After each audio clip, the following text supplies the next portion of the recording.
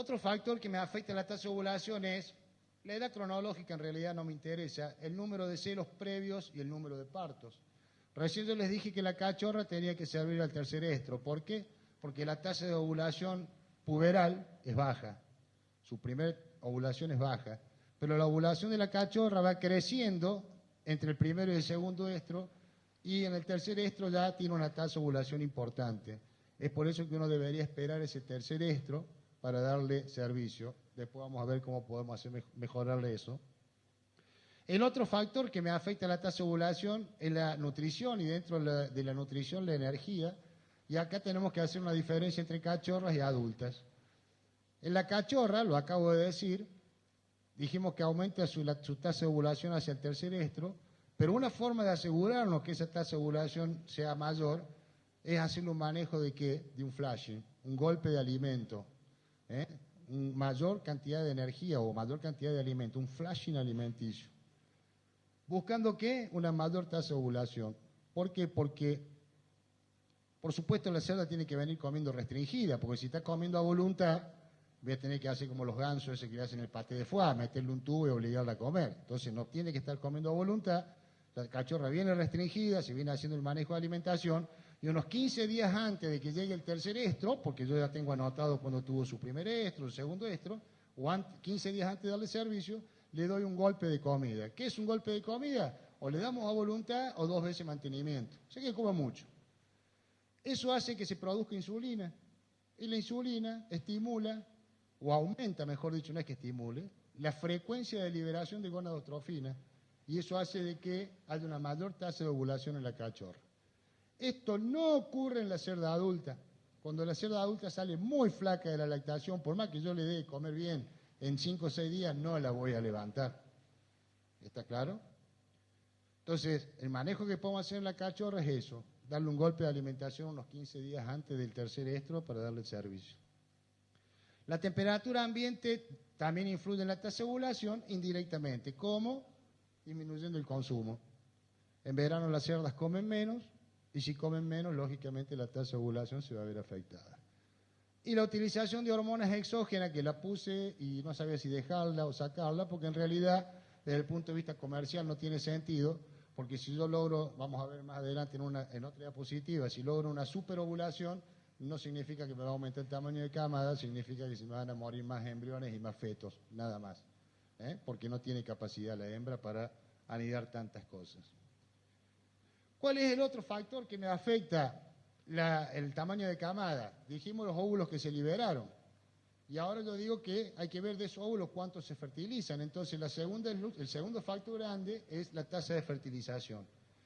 Y dentro de la tasa de fertilización, lo más importante de todo para mí, es el momento del servicio. Para mí es básico, momento del servicio.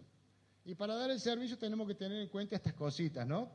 A recordar que la vida útil del óvulo es de 6 a 10 horas, que el espermatozoide es un poco más largo, 24 horas vive, que la ovulación se da en la segunda mitad del celo, entre 36 y 42 horas de iniciado el estro o celo, y que el espermatozoide, para poder fertilizar, tiene que sufrir un proceso de capacitación, tiene que estar en contacto con los fluidos, los líquidos del útero, si no, no fertiliza, y que esa capacitación lleva de 2 a 4 horas. Entonces, con esto, ya que estoy, siempre digo lo mismo, ¿no? Esto, a los estudiantes me refiero, siempre para no olvidarse de la vida útil, no me importa que se acuerden de la hora, porque eso es memoria pura, no sirve, pero sí que el espermatozoide vive más. Entonces me lo enseñaron así y así se me quedó. Siempre digo que el caballero debe esperar a la dama. Si yo invito a una chica a tomar algo, cuando la chica llega tengo que estar sentado en la mesa. Y acá ocurre lo mismo. Cuando los óvulos se liberan, el espermatozoide ya tendría que estar. ¿Por qué? Porque vive más. Entonces probablemente así no se olvide. Teniendo en cuenta estos factores, uno podría decir que el momento teórico ideal para dar el servicio en una cerda sería 24 o 30 horas de haberse iniciado el estro o 12 horas antes de la ovulación. Miren, ni durmiendo al lado de la cerda me voy a enterar cuando inició el estro. Porque yo me doy cuenta cuando ya está en estro, pero no cuando empezó el estro. Ni que me quede durmiendo con ella en el galpón. Por eso aclaré que es el momento ideal teórico. Pero como lo teórico no se puede aplicar en el criadero, uno lo que puede hacer es aplicar este diagrama, que aquellos que son productores ya lo conocen y aquellos que son alumnos también, voy a refrescar memoria, que lo vamos a dividir en cerdas primerizas y adultas. En el caso, hay que hacer 2 recorridas por día buscando celo. En el caso de la cerda primeriza le doy celo, el primer salto se lo doy a las 12 horas de haber detectado el celo, y el segundo salto se lo doy 12 horas más tarde, es decir, 24 horas de haber detectado el celo. Y en el caso de las cerdas adultas, el primer servicio se lo doy a las 24 horas de haber detectado el celo y el segundo 12 horas más tarde, es decir, a las 36. ¿Por qué? Porque el estro en la cachorra es más corto que en la cerda adulta. Si yo la espero, seguramente va a quedar con un solo salto.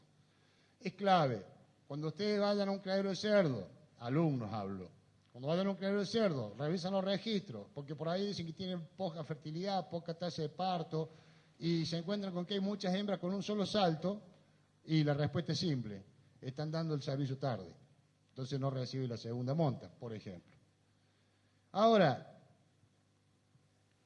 muchos autores decían que usando el sistema de 2 recorridas por día tenían muy buena eficiencia de preñez hasta las hembras que entraban en celo el día 4 después de haberlo destetado, pero aquellas hembras que demoraban más en entrar en celo, la performance se caía, es decir, la tasa de preñez cada vez era menor. Y eso se concuerda con un trabajo que se hizo en Hannover, en la Universidad de Hannover en Alemania, donde le pusieron un ecógrafo en forma permanente a las cerdas y empezaron a ver cuál era el momento real de ovulación. Y entonces, a raíz de ese trabajo se demostró eso que dice ahí, que el momento de ovulación en la cerda, en realidad, no está relacionado con la duración, está más relacionado con la duración de intervalo de este estro que con el inicio del celo. O sea, recién dijimos que la cerda ovulaba a las 36 horas, entre las 36 y las 42 horas de haber iniciado el estro. No todas hacen eso. Son individuos, no son robots. Entonces hay una relación entre la duración del intervalo de este estro con el momento de la ovulación. ¿Y qué dice? Dice que la cerda que entra muy rápido en celo, después de haberla destetado, ovula más tarde. Y que la que demora en entrar en celo, ovula más rápido. Entonces la mnemotecnia, para no olvidarme, es cerda que entra rápido en celo, la espero más tiempo para servirla. Cerda que entra muy tarde en celo, la sirvo inmediatamente cuando la encuentro. Estos autores dicen que toda aquella cerda que destete y presentó celos hasta el día 4, o sea, 1, 2, 3 y 4, después de haberla destetado, la tengo que esperar 24 horas para darle el primer servicio. La cerda que entra en celo el día 5 o 6, la tengo que esperar 12 horas para darle el primer servicio. Y la cerda que entra en celo del día 7 en adelante, le tengo que dar el primer servicio inmediatamente cuando la encontré en celo. En todos los casos se repite el segundo salto a las 12 horas del primero. ¿Se entiende? O sea, no son todas iguales. Igual.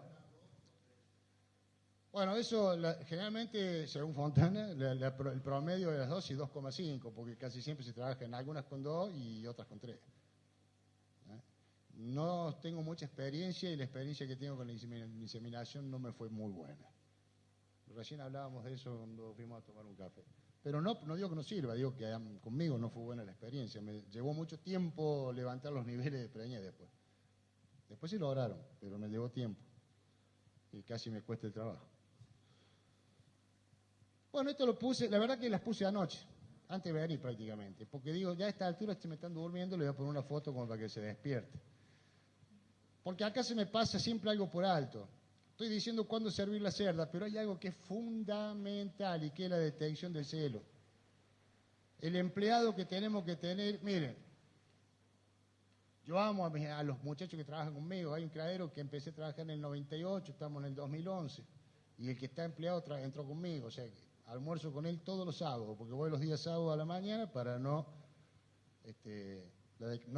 usar la declaración jurada de la universidad. Me voy los sábados a la mañana, mi mujer chocha, cuando estoy un sábado en mi casa me dice, ¿no te va al criadero? No, negro, hoy no voy. Bueno, me voy todos los sábados de mi vida. Y siempre digo que si hay un lugar donde hay que tener una persona despierta, hábil, sobre todo despierta, ¿no? Hábil es en el galpón de servicio o en los lugares de servicio, o sea, campo, en piquete de servicio, el área de servicio. Porque muchas veces el problema de los intervalos largos, del número de parto bajo, no es que las cerdas no entren en celo, es que no las ven en celo. Muchas veces cuando anota un registro dice, mira, esta cerda demoró 42 días. No, más que demoró 42 días. Tuvo 2 celos en 42 días. Pasa que vos no viste el primero, te lo comiste. Y es humano, pero el problema es que no se equivoque demasiado, digamos. Entonces, una de las cosas que siempre digo, que cuando uno busca celo tiene que usar el macho. Nada suplanta al macho. Nada. En presencia del macho, el 100% de las hembras presenta reflejo de movilidad. Sin el macho no todas. Pero con la presencia del macho el 100%. Este era un criadero de carnerillo que salía ahí en el CIAP, donde están los lechoncitos en el piso verde. Fíjense las orejitas de esa, yo señalo acá acostumbrado al mono, pero, las orejitas de esa cerda, las yorza y aplauden acá así con el celo, ¿no? La lana le cuesta porque la oreja es muy grande, pero la orejita es típico. Miren esa oreja cómo se para. Tiene que ir el padrillo por delante y el empleado por detrás, haciéndole presión en la región dorso-lumbar para ver si hace esa inmovilidad, si las orejitas se quedan erectas. Fíjense ahí está un chamullo bárbaro, están charlando y la cerda tira esas orejas, oreja erecta, no hay ninguna duda que esa está en celo. Bueno, la misma, vista de atrás. Y acá lo tenemos a Andresito, un estudiante que si Dios quiere, tiene suerte, el jueves va a pasar a ser colega siempre y cuando los de producción bovina de carne lo aprueben, porque la semana pasada no le fue bien. Que es uno que se pegó conmigo y íbamos juntos a muchos lados. Y bueno, un día lo hice subir arriba una cerda y siempre me dice, ¿no va a poner esta foto en ninguna charla? No, quédate tranquilo, le digo cómo la voy a poner. Para que se vea realmente lo que es el reflejo de inmovilidad. Esto hay que mostrárselo a los empleados, para que vean lo que es reflejo de inmovilidad. Porque por ahí uno le dice, empleado, subite, subite la cachorra, tocala, hacele presión. Este es un alumno mío, y bueno, de algún lado aprendió a hacer esas cosas. El problema es que la cerda está un poquito flaca. Y bueno, pobre, tuvo la desgracia de nacer en un criadero estatal, el criadero de la Universidad Nacional de Río Cuarto. Entonces ahora le tengo que explicar que la licitación todavía no salió y no me pudieron comprar la comida. Esas cosas tengo que dialogarlas también con el cerdo. Pero miren, ahí hay un macho, un chetapuy, miren la cerda, estoy sentado, estos son alumnos de agronomía, casualmente no son de veterinaria, y le estaba mostrando lo que le estoy diciendo a ustedes, el reflejo de movilidad. Bueno, ¿qué otros factores aparte del momento de la monta? La calidad del semen. Solamente un semen de alta calidad me va a asegurar una tasa de fertilización elevada. La tasa de fertilización en el cerdo, ustedes saben que es alta, 90% y a veces más. O sea, de esos 20 y pico de óvulos, si son 20, 90% son 18, que va a fertilizar, es alta. Pero solamente un semen de excelente calidad me va a asegurar una tasa de fertilización alta. La calidad del semen depende muchas veces del padrillo, de la raza, de la edad, pero también depende de la forma de uso y la frecuencia de uso. Sobreutilizar un padrillo o subutilizar un padrillo, los dos extremos, es muy malo. Si yo sobreutilizo un padrillo, seguramente va a ir bajando el tamaño de camada, y si un padrillo lo uso muy poco, también porque se empiezan a morir los espermatozoides, más que morir, a ponerse viejos. Y hay que tener cuidado con eso. Ustedes saben que el padrillo tiene que descansar tantos días como salto da. O sea, si un padrillo salta el lunes a la mañana y salta el lunes a la tarde, martes y miércoles no debería ser usado. Tiene que descansar tantos días como saltos da, por lo menos en un criadero semanal, ¿no?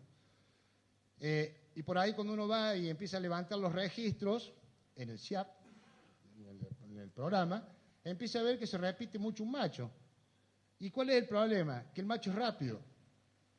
Los que tienen criaderos saben de qué estoy hablando. Hay machos que entran y no le dicen ni buenos días. Le ponen la cerda, pum, pum, monta, tipo se baja y se va. Y hay otros machos que le empiezan a dar vuelta, y le empiezan a dar vuelta, y lo siquean de un lado y lo siquean. Y el empleado lo que quiere es terminar rápido.